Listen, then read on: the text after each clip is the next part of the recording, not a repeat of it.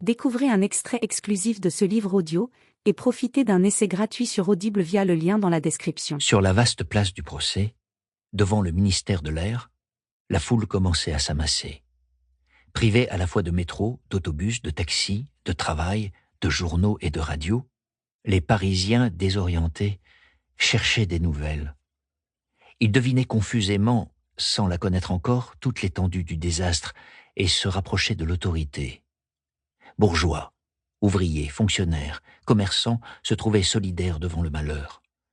Ils se sentaient dépouillés de leurs différences sociales. Ils s'adressaient la parole sans se connaître, sur ce ton cordial, légèrement ému, que l'on prend pour se parler entre membres d'une famille éprouvée. La menace d'un grand malheur les disposait à oublier pour un instant leurs petits ennuis. Ils étaient prêts à tout se pardonner.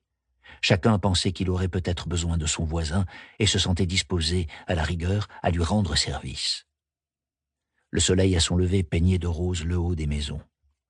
Un remous se produisit dans la foule. Un étrange attelage venait d'arriver sur la place et tentait de la traverser.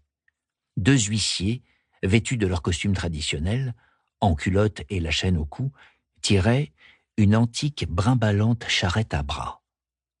Sur la charrette, un fauteuil se trouvait attaché, et dans le fauteuil, un vieillard assis.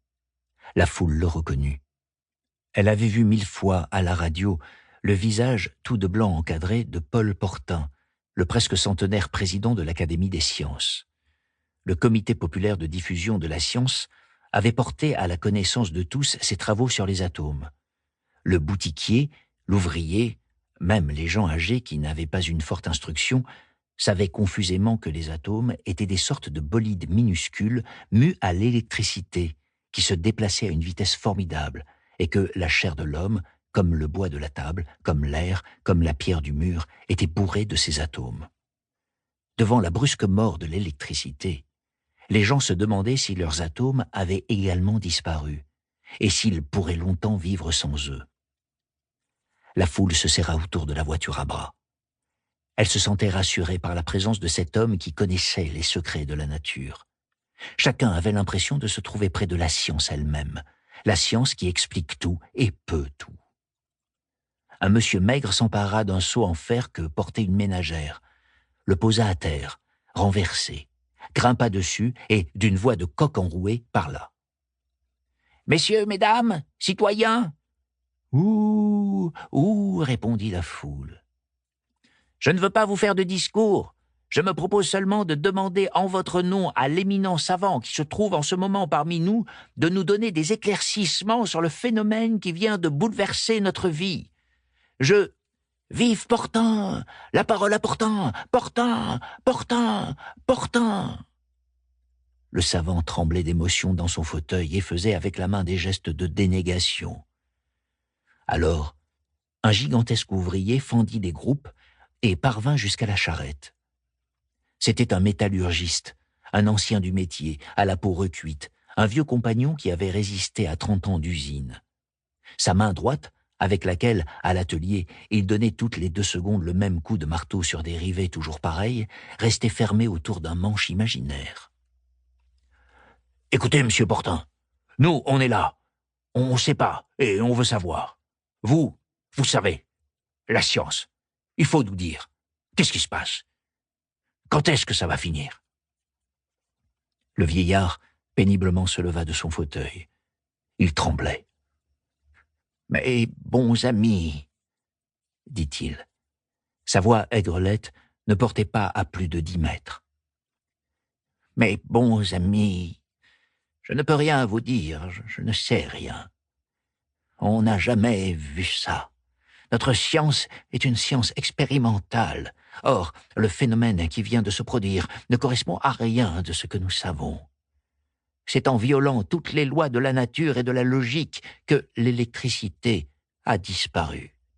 Et l'électricité morte, il est encore plus invraisemblable que nous soyons vivants. Tout cela est fou. C'est un cauchemar anti-scientifique, anti-rationnel. Toutes nos théories, toutes nos lois sont renversées. Voir cela au terme de ma vie de savant. » Il se laissa retomber lourdement dans son fauteuil. Les premiers rangs de la foule virent de grosses larmes couler de ses yeux dans sa moustache blanche. Mais les gens qui se trouvaient plus loin, inquiets, curieux, voulurent aussi entendre. Les grands se haussaient sur la pointe des pieds. Les petits se cramponnaient aux grands. Des gamins grimpaient au fût des lampadaires. On se passait de rang à rang des fragments de phrases. Il a dit que l'électricité était morte. Ma pauvre, il a dit qu'il y comprenait rien. Il a dit que c'était la guerre. Il a dit qu'il allait tout arranger. La multitude voulut en savoir davantage. De partout à la fois, elle poussa vers le centre. 10 000 poitrines firent pression. La foule ne fut plus qu'une masse compacte, un seul muscle contracté. Il y eut des remous, des tourbillons, des vêtements arrachés, des côtes fracturées, des caleçons souillés. La voiture de M. Paul Portin fit 3 tours sur elle-même, craqua et disparut. Le vieux savant se trouva projeté en l'air et retomba sur des épaules. Il y flotta quelques instants, puis sombra. Quelqu'un, d'une fenêtre, cria une phrase courte. Répétée de bouche à bouche, murmurée, hurlée, elle dissocia la foule comme un acide. Par toutes les rues, hommes et femmes s'enfurent en courant, pressés par la crainte de ne pas arriver chez eux à temps. Il ne resta sur la place que 2 femmes allongées, immobiles, aplaties, et M. Paul Portin, posé sur le sol en un petit tas, le menton dans le dos et la barbe rouge. Un gamin traversa la grande place vide. Il poursuivait à coups de pied un caillou rond et répétait sur un air joyeux les mots qu'il venait d'entendre crier. « L'eau va manquer, l'eau va manquer. » Livre audio complet gratuit disponible en description de cette vidéo.